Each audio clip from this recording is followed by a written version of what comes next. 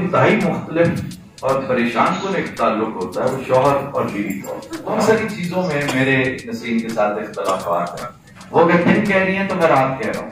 ये नफासत और कसाफत आपस में मुतसादम रही है। मेरे जैसे बंदे की इस कदर नफीस और इतनी शानदार बीवी होनी नहीं चाहिए। मैं सबसे ज्यादा फख्र नसीम पे करता हूँ और हमेशा करता हूँ। She's a wonderful companion also. बहुत सारी चीजों में मेरे नसीम के साथ इख्तलाफात हैं। मेरे नसीम के साथ इख्तलाफात की नौयत यह है कि आप हैरान होंगे कि 75% इश्यूज पर मैं और नसीम मुख्तलिफ आरा रखते हैं।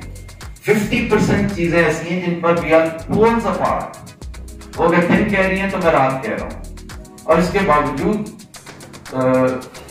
5% चीजें ऐसी हैं कि जिन पर मैं और नसीम एग्जैक्टली एक दूसरे की डिटो कॉपी हैं।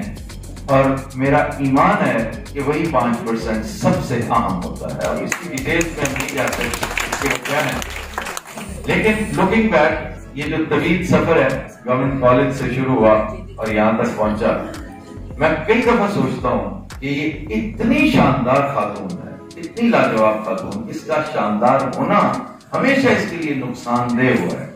जिसने बहुत सफर किया है उस वजह से लोग उसको फॉर ग्रांटेड ले लेते हैं।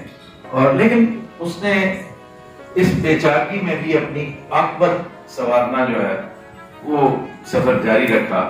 और मैं समझता हूँ कि मैं बिल्कुल ही अपोजिट नेचर का, अपोजिट तबीयत का मालिक था और तुंदी और तेजी मेरी तबीयत में बड़ी दुरुस्ती है। और मैं हैरान होता हूँ कि एक शख्स इस कदर माइल्ड, इस कदर नफीस, इस कदर नर्म खूब और इतना शानदार कैसे हो सकता है।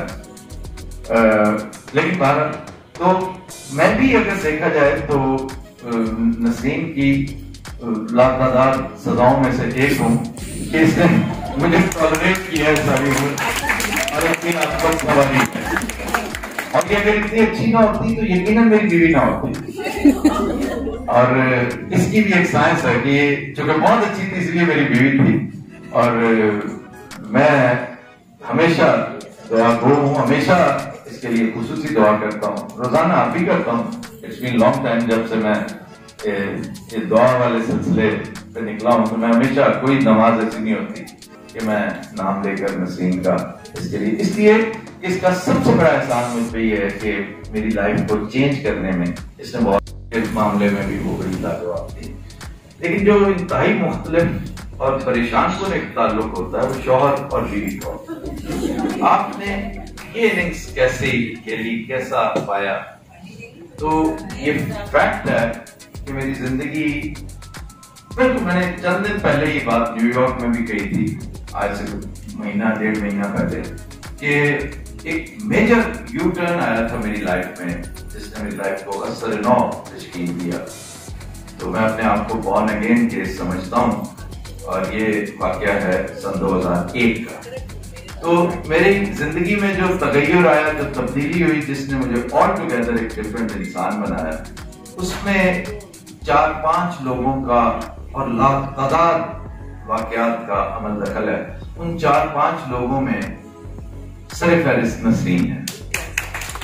अगर मैं नसीम का शौहर ना होता तो शायद खुदा शनासी के सफर पर मैं बहुत देर से निकलता, शायद उस वक्त बहुत देर हो चुकी होती और अपने आप की तलाश भी फिर इसी सफर का नतीजा था। लेकिन फैक्ट जो है ना वो ये है, ये बात बड़ी पैराडॉक्सिकल भी लगेगी आपको, शायद बड़ी अफसानवी भी लगे, कि मैं आज, एक तो मेरा किला भी पहले रजिस्टर कर लें कि रिटायरमेंट का फंक्शन जो है वो इतना दुखी नहीं करना चाहिए कि वो ऑब्वियसली लगे कि किसी की मरहूम की याद में आप बैठे हुए हैं और उसकी खुशगवार बातें रहे ना रहे हम। असल बात है जो जो जो जो हासिल गजल है, जो मैं कहना चाहता हूँ कि मैं महसूस करता हूँ कि मेरे जैसे बंदे की इस कदर नफीस और इतनी शानदार बीवी होनी नहीं चाहिए। ये फैक्ट है। मेरे जैसे बंदे को या यूं मैं इसको रिवर्स कर देता हूं कि नसीम जैसे इंतहाई नफीस इंसान के लिए, बहुत ही नफीस आदमी जो इंतहाई कंपैटिबल हो, दोनों के बीच नफासत का मुकाबला हो। ये नफासत और कसाफत आपस में मुतसादम रही है और उसमें से चिंगारे भी निकलते रहे लगातार। और शायद इसी थीसिस और एंटीथीसिस ने आगे चल के सिंथेसिस पैदा करना है। मेरी दुआ है कि वो सिंथेसिस जरूर आए। और मैं जिन चीजों पर सबसे ज्यादा फख्र करता हूं अपनी लाइफ में, जिसमें मेरे बच्चे, मेरे वालिदैन, मेरे बहन भाई, घर बार, मेरी एजुकेशन, मेरी मादर इल्मी जो बहुत ज्यादा है, बड़ी शानदार है। सेंट मेरीज कॉन्वेंट साहिवाल से लेकर गवर्नमेंट कॉलेज और सैन होजे कैलिफोर्निया तक सब बड़े शानदार इदारे हैं। लेकिन मैं सबसे ज्यादा फख्र नसरीन पे करता हूँ और हमेशा करता हूँ।